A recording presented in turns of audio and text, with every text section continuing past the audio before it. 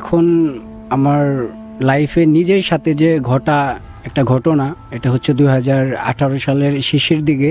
আমি তখন স্টুডেন্ট, পাশাপাশি ওয়ালটনে জব করি।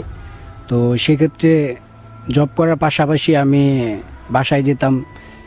তো বাসায় যাওয়ার রাস্তাতে আমার যে বাড়িতে যাওয়ার যে রাস্তা ছিল সেটা হচ্ছে একটা কাঁচা রাস্তা ছিল। তো কিছুক্ষণ আগালে ওখানে একটা চিতারবাড় ছিল, হিন্দুদের পোড়ানো হতো।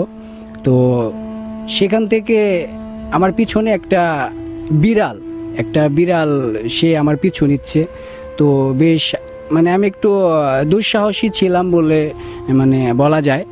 তো সেখানে বিড়ালটা আমার পিছু কখনোই কোনোভাবে ছাড়তেছে না। তো এভাবে মোটামুটি বেশ প্রায় 5-7 মিনিট হেঁটেই চলতেছি, কিন্তু বিড়াল পিছিয়ে রয়ে গেছে। তখন আমার এক ফ্রেন্ডে ফোন দিলাম যে এরকম, তো আমার পিছনে তো একটা বিড়াল লেগেছে, তো আমি এখন কি করব। পরে সে আমাকে বলল যে তুমি এই ব্যাপারে কোনো কিছু আর উল্টাপাল্টা কোনো কমেন্টস করো না, ওকে বিড়াল বিড়াল বলে ডাকো, অন্য কিছু বলে ডাকো না। তো সেক্ষেত্রে আমি মোটামুটি আরও সামনের দিকে আগাচ্ছি।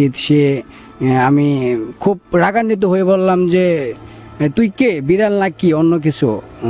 সেক্ষেত্রে সে তখন আমার সাথে বহুরূপী একটা আচরণ অটোমেটিকলি দেখে ফেললাম তার সাথে, যে অবাঞ্ছনীয় একটা রূপ সে আমার সামনে নিয়ে নিল।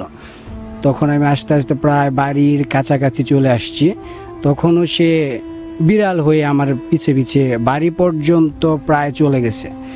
যখন আমি রুমে গেছি তখন আমার পিছনে সামনে কেউ নেই, স্বাভাবিক অবস্থায় আমি। তো পরের 2 দিন পরে আমি খুব অসুস্থ হয়ে পড়ি। তো সেখানে অসুস্থ হয়ে পড়ি, আমি বাবা মার একটা ছেলে ছিলাম, আমার ভাই বোন নেই। তো আমার বাবা মা খুব ভেঙে পড়ে এ ব্যাপারে, যে হঠাৎ করে ছুটিতে আসলো, কি হইলো। তো আমার মামার শাশুড়ি, উনি একজন কবিরাজ ছিলেন, তো ওনাকে ব্যাপারটা দেখালো। তো উনি বলল যে এরকম এরকম। তো ঢাকা থেকে আসার পথে ওর পিছনে একটা বিড়াল ছিল। তো বিড়ালকে কেন্দ্র করে সে সামনের দিকে আগাইছিল, বেশ ভালো কথা। যখন ওকে বাজে কিছু বলল যে বিড়াল নাকি তুই, অন্য কিছু সর, তো তখন তার সামনে সে অনেক বহুমুখী আচরণ শুরু করলো।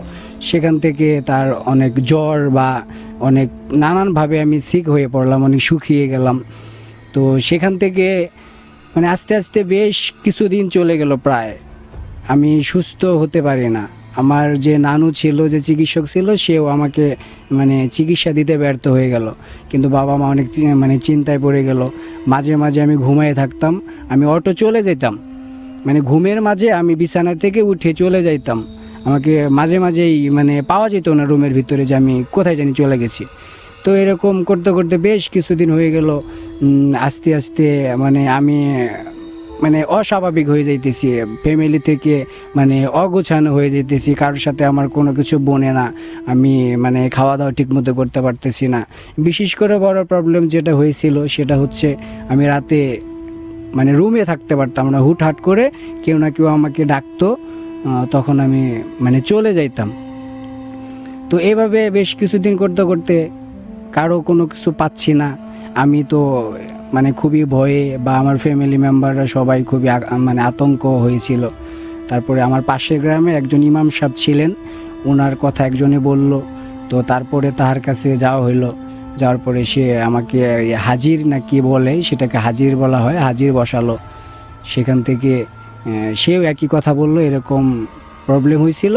তো আপনার ছেলে তো উল্টাপাল্টা কথা বলছে, এই জন্য ওর তো পিছ ছাড়বে না, ওর একটা ক্ষতি করে যাবে। তো তখন আমার গার্জিয়ানরা তাদের ওই জিনদের সাথে কথা বলতেছে যে আমার তো ছেলে মেয়ে নাই, আমার তো একটা ছেলে, তো ও ভুল করছে, সেক্ষেত্রে কি করলে এটার সমাধান হবে।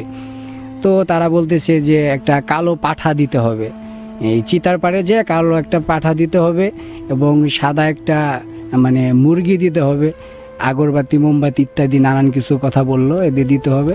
পরে তারা বলল যে আমি তো এত কিছু দিতে পারবো না, আমি একটা মুরগি এগুলা দিতে পারবো, তো প্লিজ একটু ওনার থেকে সরে যান, আমার একটা ছেলে এরকম খুব কষ্ট করে তাকে বড় করতেছে।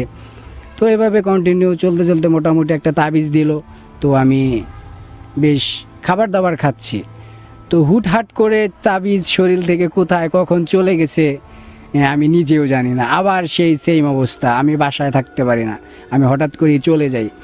তো সেখান থেকে বেরোতে প্রায় আমার 19-এর শেষের দিকে প্রায় 1 বছর আমি এই ভূতের মানে সম্মুখীন হয়েছি, এবং আমার বাবা আমাকে বা সবাইকে খুব মানে বিভ্রান্তির মধ্যে রেখেছিলাম। আমি নিজের থেকে না, এখন যেখান থেকেই হোক যেভাবে হোক কেন আমার প্রতি এরকম হয়েছিল। তো এটাই ছিল হচ্ছে আমার লাইফে ফার্স্ট ঘটনা।